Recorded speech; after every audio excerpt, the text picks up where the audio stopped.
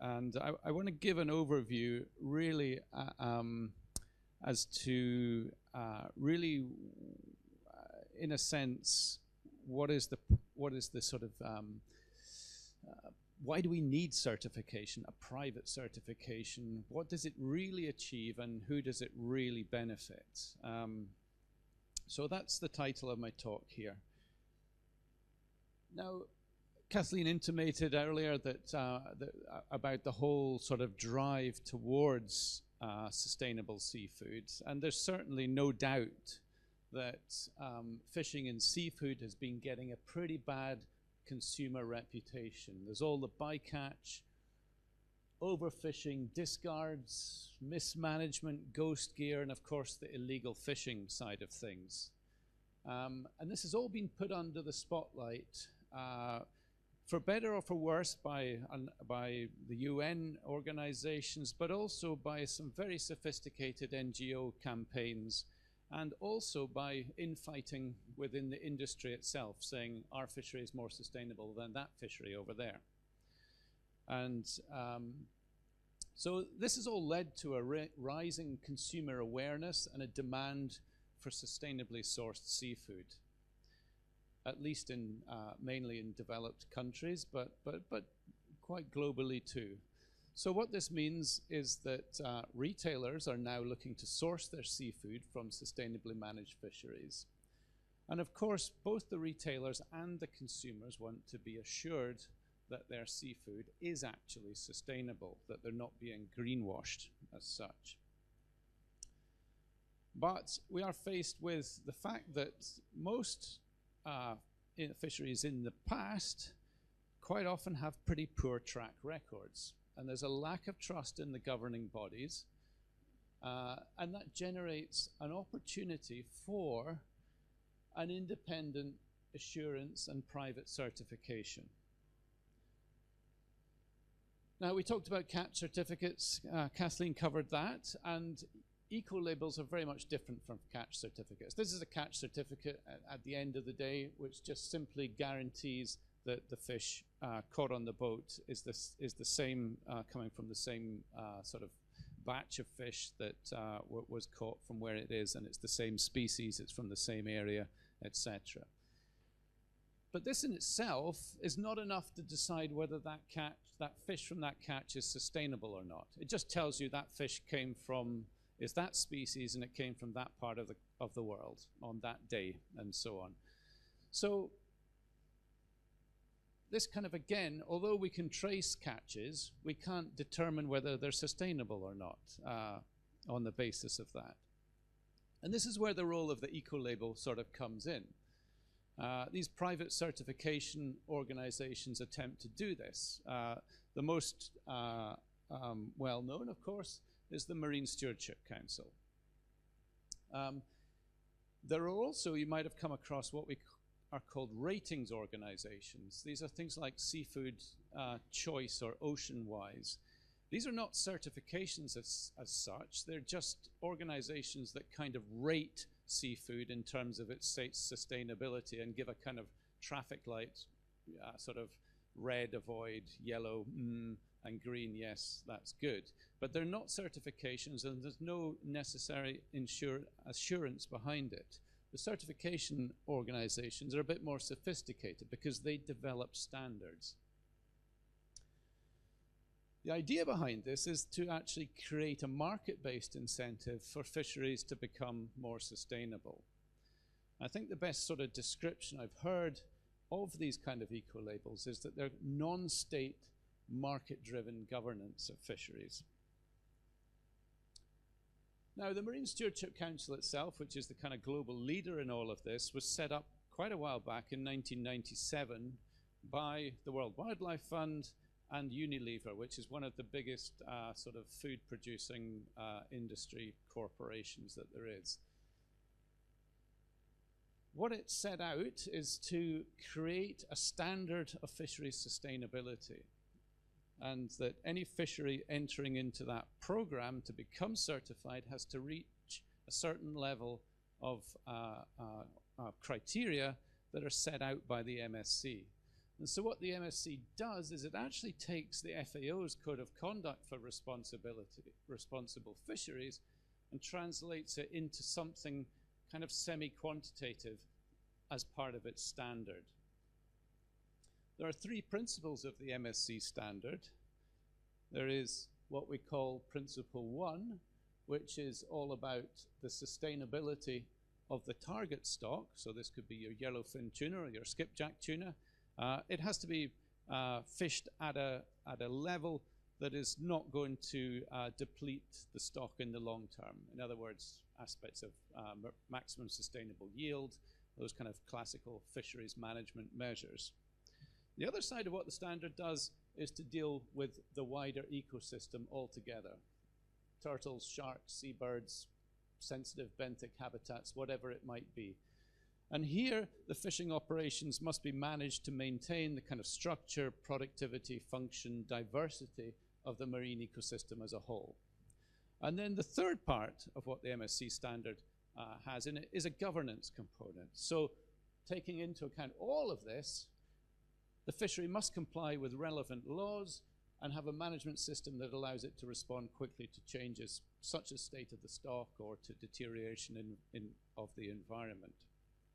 So you have those three pillars: the target stock, the wider environmental effects, and the governance framework. And what the MSC standard has is a number of indicators for all of those three principles, and a fishery is assessed against those three pillars, if you like.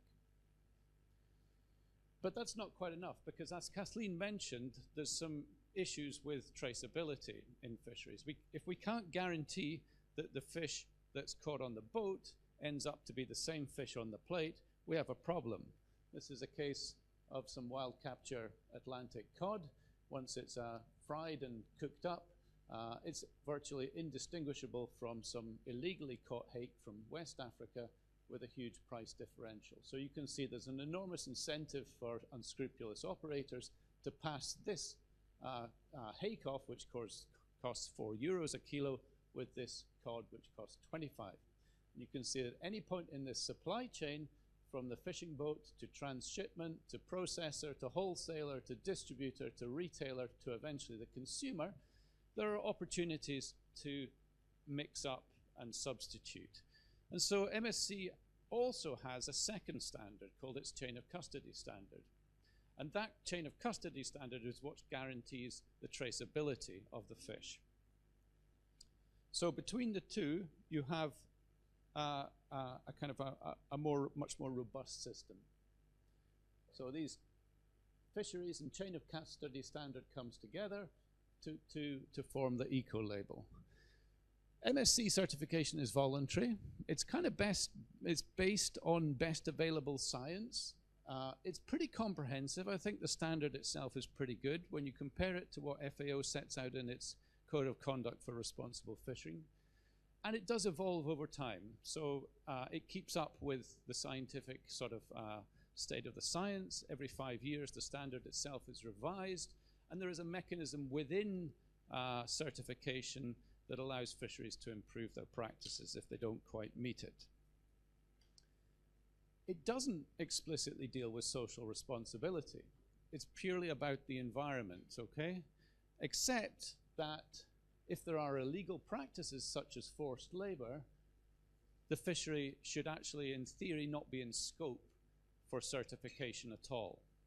So they kind of try to exclude socially irresponsible fisheries right at the start. They don't even have a chance to enter it. And of course, the principle 3, which is the governance framework, should to some degree guard against some aspects of this. Another important thing is that MSC actually only sets the standard. They do not do the certification itself. That's done by third-party consultants known as conformity assessment bodies. And they are the ones that actually issue the certificate. So that is done in order to retain a degree of integrity and prevent conflicts of interest of the MSC certifying its own fisheries and so on and so forth. So how does this all incentivize fisheries to become more sustainable? Well, the MSC has what it calls its theory of change, and this is how it hopes its systems work. To begin with, you get a fishery which meets the standard, is certified as sustainable by the third-party independent assessors. Then the retailers or restaurants or whoever choose to buy that fish because they have a consumer demand for it. The traceable supply chain assures any consumers through the blue tick label that this is sustainable. Then the consumers preferentially purchase that, which increases the demand for these products, which then incentivizes more fisheries to choose to improve their practices and get certified. And this is how MSC hopes that its system will actually improve sustainability of fisheries. How does the MSC thrive? Well, it's a non-profit organization, but it actually has a very sophisticated revenue generating mechanism, which is the eco-label, that blue tick. So this is data from their most recent annual report. They have a total income of about $33 million, GB pounds. And the vast majority of this comes from logo licensing. So if you, as a wholesaler or a supermarket, wish to sell MSC products, you have to make a small royalty fee to use the label.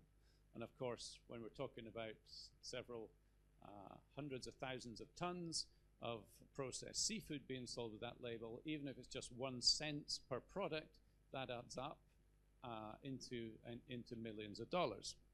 So it's a pretty clever business model. The MSC is actually comprised of 2 companies. There is the MSC itself, which is the standard setting organization, and they have what is called MSC International, which is the kind of business arm of the organization, which deals with all that logo licensing and income and revenue.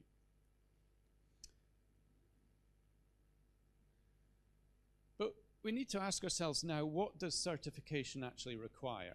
Okay, when we think about this, you think about your fishery. Can my fishery get certified? Well, you're going to need to satisfy principle 1, which is the stock assessment side of things. That's going to need good fisheries data and good stock assessment.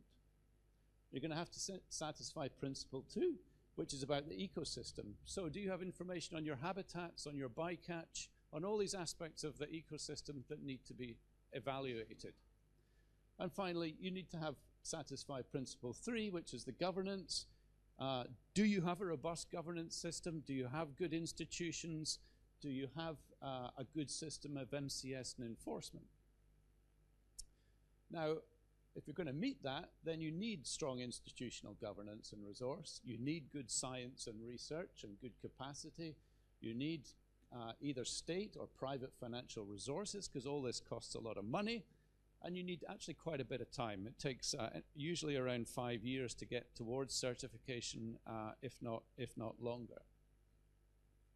So this leads to what I kind of call the paradox of certification.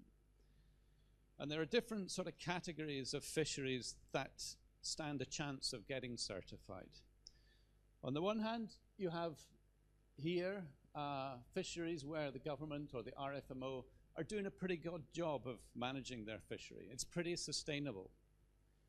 The stocks are healthy, they're well managed, there's a very good science basis, lots of evidence to demonstrate it's sustainable. There's actually little need for intervention in these fisheries because they're already doing a pretty good job.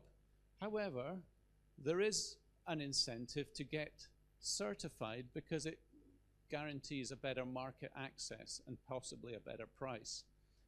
So these fisheries can kind of sail through certification fairly quickly. They're big, they're rich, they're data rich, and they get certified. But they don't really improve their sustainability as a consequence, because they were actually doing pretty well to begin with. We then have a situation which is kind of more variable, let's say. The governments or the RFMOs have had variable success, some overfishing, some stock declines, some ecosystem problems, but also some success stories. There's variable science, possibly variable data quality, and here there is a real need for intervention. The certification will be challenging, but it is possible through improvement. The incentive, of course, is market access, because if all this lot are getting premium access to the markets, then this lot need to kind of also get in there to keep their business going. And this can result in real improved sustainability in order to meet the standard and the conditions that are required for certification. Then we have all the small scale, artisanal, indigenous, but actually by and large sustainable fisheries. Now, they don't necessarily have a formal governance process. They're often community or cooperative based. They might not be overfished, there might not be overfishing, but they don't have the science to prove it. Here, certification is highly unlikely, although the MSC does have what they call a risk-based framework, which is a little more amenable to these types of fisheries. But nevertheless, there's a lot of cost, and it's very difficult for these fisheries to actually get certified. And unfortunately, what the consequence of this lot all having a chance of getting certified and being classed as sustainable is that these fisheries now face possibly a market disadvantage, which can have consequences for sustainability. So maybe now they don't get such a good price for their fish because they're not certified, and so they need to start to fish harder or perhaps cut costs or whatever it might be. And this is potentially problematic. And then right on the other extreme, we have the illegal fisheries or situations where governments or RFMOs are completely unable or fail to manage their stocks sustainably. There's serial overfishing, there's stock declines, there's ecosystem degradations, there's very little data.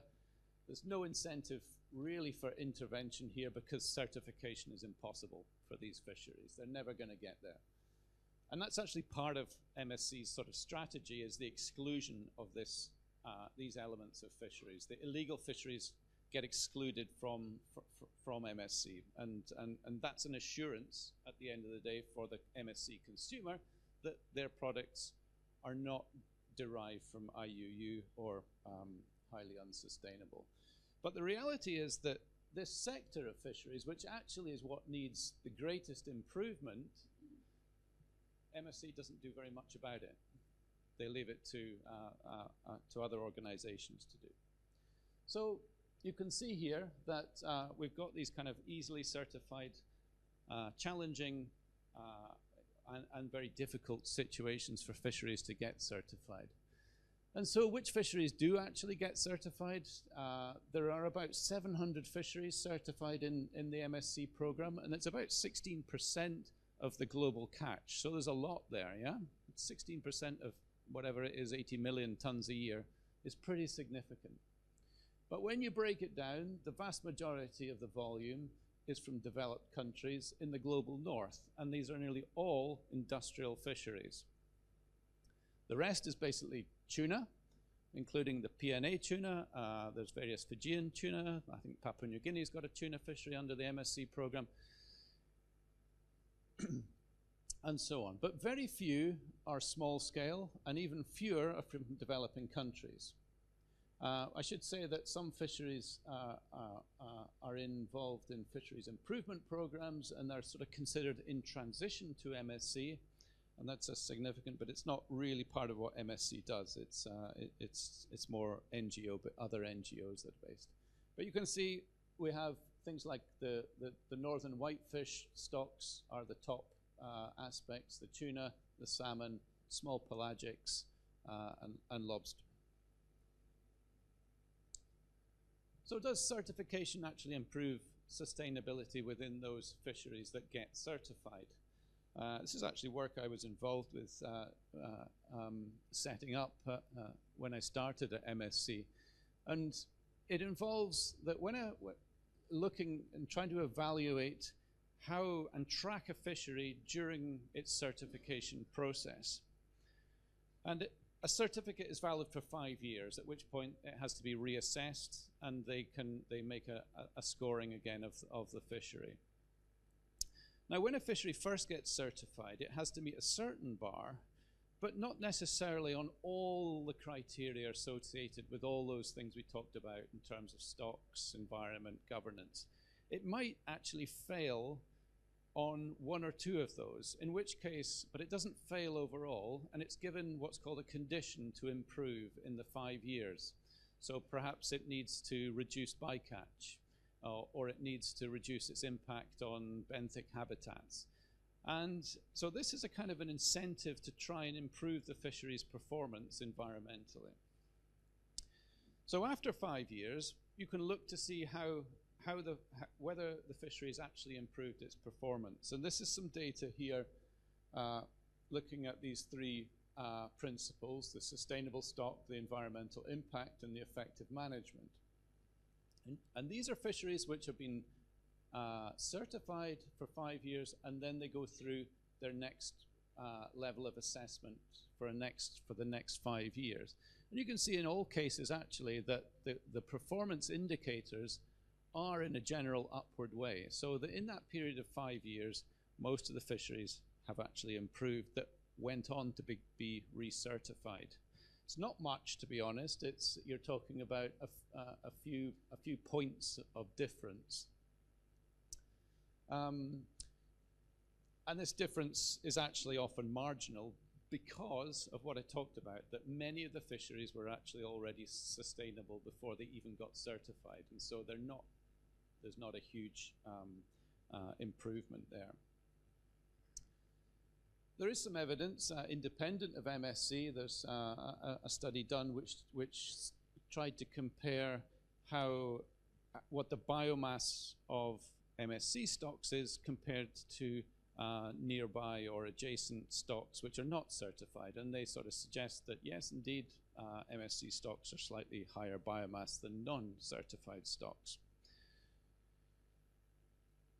But we shouldn't forget that there's numerous cases where the certification actually gets withdrawn after 5 years, that the fishery was never able to meet the conditions. So certification per se is not actually a guarantee of long-term sustainability. It does work in some fisheries, but not all. It's not surprising, but it's something you don't often kind of hear about, the ones that drop out of the program. There are some case studies of improved sustainability.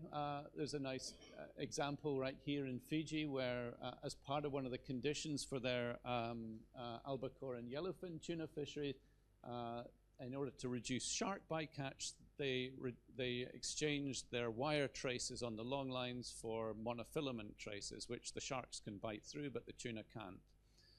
That's one example. This is a situation in Alaskan pollock, which had a high bycatch of salmon. They developed a within-trawl separation measure which could differentiate the salmon from the pollock, and the salmon are allowed to escape. So these are kind of good technical conservation measures that seem to work. The PNA fishery has been, in its early days, there was some evidence of shark finning, and during its period since being certified, this has almost been entirely eliminated by 2017. So things are changing, things are moving, and that they are getting improved. They might have been improving anyway, irrespective of certification. We'll never know, but it's something that's moving in the right direction.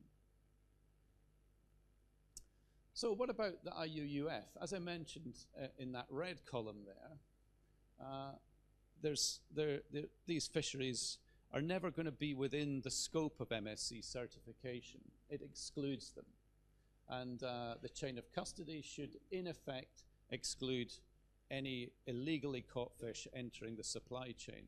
So they have a mechanism of excluding them, the IUU fishing, but they don't really have a mechanism of actually trying to improve the situation with IUUF. Yeah, so that's how it works out with that. Now we want to think about really who stands to benefit from certification. You know, who's the winners, who's the losers in all of this? Well, we talked about the fishers themselves and the processors. There are some examples where the fishers and the processors actually get a price premium on their certified products. So prior to it, they were getting a lower price. They went through the certification process, and now they're selling their product for a higher price. But that's not always the case. And there are some interesting examples. In Baja California rock lobster, also right where we are, a nephrops, which is a type of prawn. In Sweden, after certification, there was no increase in the price of their products, although they carried the eco label and they maintain an access, but they don't get actually any better price for their products. So it's a little bit variable as to whether that translates into a direct economic benefit. The main benefit is the competitive market advantage. It's gaining export market access, supplying major supermarkets. You might come with reduced export tariffs if you're certified and such like. So there are then these huge benefits in terms of if you're a large seafood corporation from getting certified. There's some arguments that the whole MSC itself creates a much better dialogue between fisheries stakeholders. It empowers cooperatives. And actually, it does do a very good job of stakeholder engagement. It regularly brings together all stakeholders as part of its process. And the retailers themselves, well, they gain a kind of customer and trust loyalty. These are just examples of fish on sale, which translates into a kind of more reliable competitive advantage to those seafood suppliers who are not certified. The consumers themselves, well, they almost always pay more for this at the end of the day. Every labeled product is almost certainly going to be more than what a non-labeled product is. And but they get to feel good about eating sustainable seafood, so they're kind of happy. Who else benefits from the certification?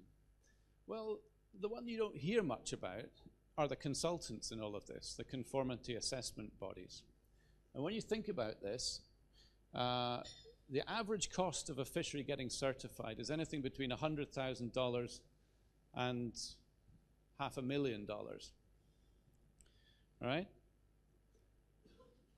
And there are thousands of fisheries that are either certified in assessment or have failed certification. So when that all adds up, that's big dollars for these consultants, okay? So they are doing extremely well out of this. The MSC itself does quite nicely out of its own program. As I showed you, its revenues, and they have been consistently growing its logo license in the past 25 years, and its 2024 income was at an all-time high of around $41 million. There's a lot of NGO spin-offs as a basis, on the basis of the MSC. I don't know if you've heard of the Sustainable Fisheries Partnership, which runs fisheries improvement programs. That's all aiming towards getting into MSC certification. Researchers kind of benefit a bit out of the MSC. The MSC actually puts about £1 million UK into research each year on its fisheries. And these are usually going to universities or fisheries agencies. Governments, do they benefit out of this? Well, it's debatable whether the MSC takes pressure off governments in terms of the government's obligations to sustainably manage its fisheries, or actually puts more pressure on governments too, for various reasons. So at this point, I think it's worth asking a little bit about, has the MSC become a monopoly out there?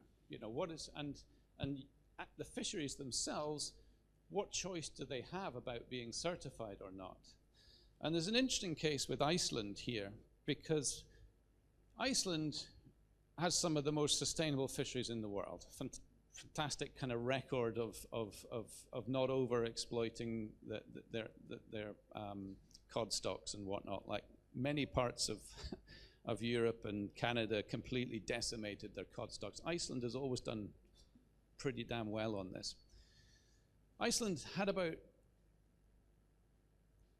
95% of its fisheries put forward for certification, and they were all certified. So they demonstrated, yeah, we do a good job. We're pretty sustainable. And after they kind of got to almost saturation state, Iceland thinks, well, do we need the MSC? Why can't we just have brand Iceland and just say, we've proved it, we've been certified, now we just sell ourselves as brand Iceland. We're